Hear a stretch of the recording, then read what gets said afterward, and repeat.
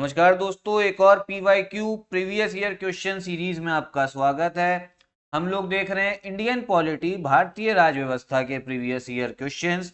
तो चलिए इस वीडियो को स्टार्ट करते हैं और देखते हैं आज का पहला क्वेश्चन क्या है। Who holds the executive power of union government by the constitution of India.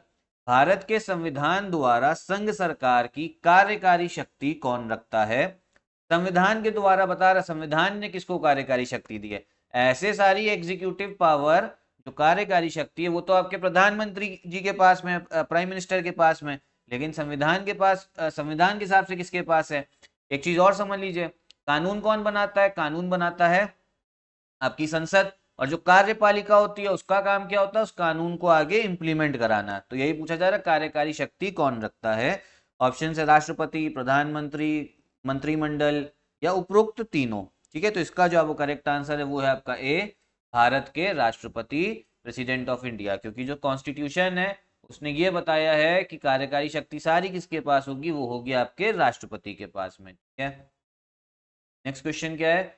Generally the prime minister of India comes from.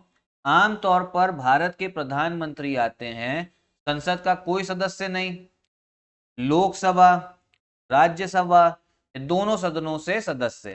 तो देखिए होता यह है, जो प्राइम मिनिस्टर हैं उनको आपके संसद में जो दो सदन है, लोकसभा और राज्यसभा, किसी एक सदन से भी उनको क्या होना पड़ता है, सदस्य मेंबर होना पड़ता है। मान लीजिए नहीं है मेंबर तो 6 महीने के अंदर उनको इलेक्ट कराना पड़ेगा मेंबर। अब आमतौर पे क्या होता है, मोस्टली टाइम वो कहाँ से आते हैं, वो आते हैं लोकसभा, जो सदस्य होते हैं प्राइम मिनिस्टर वो लोकसभा से होते हैं। लेकिन ये कोई रूल नहीं है, जैसे हमारे जो भी वर्तमान प्रधानमंत्री हैं मोदी जी, वो लोकसभा के सदस्य हैं। उसके पहले जब मनमोहन सिंह थे, मनमोहन सिंह जो थे वो राज्यसभा के सदस्य थे।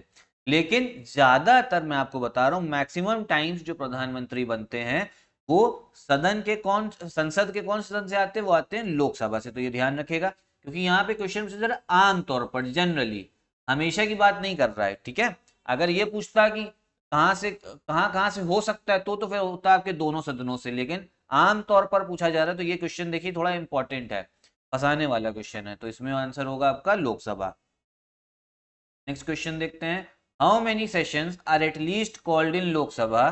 लोकसभा के कम से कम कितने सत्र बुलाए जाते हैं। क्या ऑप्शन है, वर्ष में एक बार, वर्ष में 2 बार, वर्ष में 3 बार या वर्ष में 4 बार।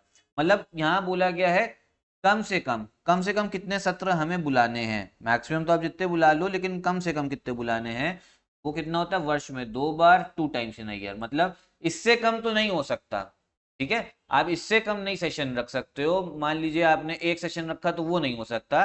कम से कम 2 बार तो लोकसभा को मिलना है। क्यों मिलना है, क्योंकि लोकसभा में जो आपकी विपक्ष है वो आपकी सरकार से सवाल पूछेगी कि आपने इस चीज में कितना काम करा, इस पॉलिसी पे कितना काम करा, इस स्कीम पे कितना करा। तो ये इसलिए जरूरी होता है। फिर है question, members of Rajya Sabha are elected for. Rajya Sabha के सदस्य चुने जाते हैं, कितने वर्ष के लिए चुने जाते हैं बोला जा रहा है, 4 वर्ष, 5 वर्ष, 6 वर्ष या आजीवन। मतलब एक बार जो चुन के आ गया वो जिंदगी भर रहेगा, चाहे फिर कुछ काम करे। ऐसा तो नहीं है, ऐसा संविधान किसी को शक्ति देता भी नहीं किसी भी सदस्य को। तो कितने सालों के लिए होता है, 4, 5, 6। तो इसका जो आपका करेक्ट आंसर है वो है आपका डी, 6 वर्ष के लिए। तो जो राज्यसभा के सदस्य होते हैं वो 6 वर्ष के लिए चुने जाते हैं। और लोकसभा के जो सदस्य होते हैं, जो नॉर्मल लाइफ है लोकसभा की, वो 5 साल है। कि सदस्य को भी 5 साल हो गई, लेकिन 5 साल के पहले अगर लोकसभा भंग हो जाती है तो उसके सदस्य की भी जो इलेक्शन है फिर से होना होता है। मतलब लोकसभा भंग तो सदस्य जो मेंबरशिप है वो भी चली गई है, कोई मेंबर नहीं है। फिर से जो नई लोकसभा बनेगी उसमें जो इलेक्ट होके आएगा फिर वो मेंबर होगा। तो उनका लोकसभा में कुछ फिक्स नहीं होता, लेकिन राज्यसभा में फिक्स है 6 वर्ष के लिए। फिर क्वेश्चन है, which state has maximum representatives in Lok Sabha. कौन सा राज्य सबसे अधिक प्रतिनिधि लोकसभा में भेजता है। बिहार, मध्य प्रदेश, पश्चिम बंगाल या आपका उत्तर प्रदेश। तो इसका जो करेक्ट आंसर है वो है आपका डी, उत्तर प्रदेश। उत्तर प्रदेश सबसे ज्यादा 80 सीटें हैं उत्तर प्रदेश में। कितनी, 80 सीटें जो उत्तर प्रदेश से लोकसभा में जो सदस्य चुन के जाते हैं। कहाँ से, उत्तर से। सबसे ज्यादा प्रतिनिधि कहाँ से जाते हैं, उत्तर प्रदेश से, क्योंकि सबसे ज्यादा जनसंख्या वाला प्रदेश उत्तर प्रदेश है। तो वहां पे जो कॉन्स्टिट्यूएंसी है वो भी ज्यादा रखी गई हैं। Next question, the supreme court of India was established bye. Bharat के सर्वोच्च न्यायालय की स्थापना हुई थी? 1950 में संसद में एक अधिनियम द्वारा, भारतीय स्वाधीनता अधिनियम 1947 के द्वारा, भारत सरकार के अधिनियम 1953 के अधीन, या भारतीय संविधान के द्वारा?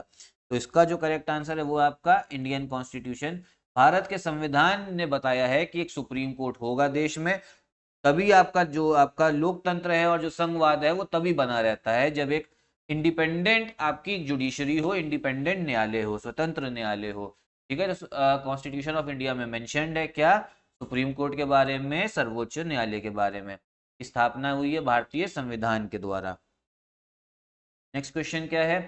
The dissolution of Lok Sabha before it's normal time can be done by, Lok Sabha को उसके कार्यकाल की समाप्ति के पूर्व ही भंग किया जा सकता है। अभी जैसे मैंने आपको बताया, राज्यसभा कभी भी भंग नहीं होगी, ये भी हम क्वेश्चंस में देख चुके हैं पहले, कल या परसों की वीडियो में, लेकिन वो मैं आपको राज्यसभा का तो बता ही चुका कभी भंग नहीं होती। लोकसभा का भी बताया वो भंग हो जाती है। कौन करता है भंग? उनको तो राष्ट्रपति करते, लेकिन इसके एडवाइस पे ऐसा थोड़ा ना है कि राष्ट्रपति का जब मन आएगा वो कर देंगे लोकसभा भंग, ऐसा नहीं होता है, उसमें भी उनको सलाह चाहिए होती है। तो क्या क्या ऑप्शंस हैं?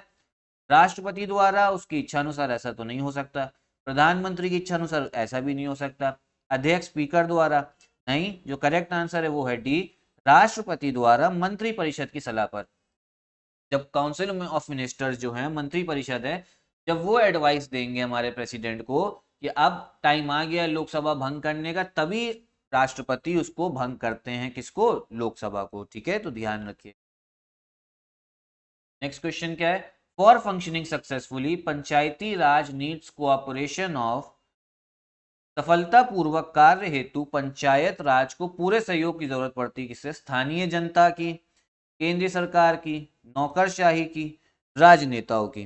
तो इसमें जो आपका करेक्ट आंसर है वो है आपका ए, स्थानीय जनता की। ए है आपका करेक्ट आंसर। कौन सा? ए है इसका। ठीक है, तो अगर पंचायती राज को सही से चलना है तो उसमें जो लोकल पीपल हैं आपके, जो उस गांव के लोग होंगे, उनकी सहायता चाहिए। मान लीजिए वही सहयोग नहीं कर रहे हैं, जिस गांव की पंचायती वहीं पे लोग सहयोग नहीं कर रहे, तो फिर वो सही से चल नहीं पाएगी। केंद्र सरकार की इतनी जरूरत नहीं होती है, राजनेता जो राज्य सरकार है वो थोड़े बहुत उनको फंड्स देती है, पैसा देती है ग्राम पंचायत को, और जो नौकर चाहिए वो अब कंट्रोल तो करते हैं, लेकिन ज्यादा बड़ा कंट्रोल किसका? स्थानीय जनता की। नौकरशाही क्या होती है? यही सिविल सर्वेंट जो आप बनने के लिए सोच रहे हैं, एसडीएम हो गया आपका, आईएएस हो गया, फिर डीएसपी हो गया। ठीक है, तो ये होती है नौकरशाही। फिर क्या क्वेश्चन है? The community development program started in India in, Bharat में सामुदायिक विकास कार्यक्रम शुरू हुआ।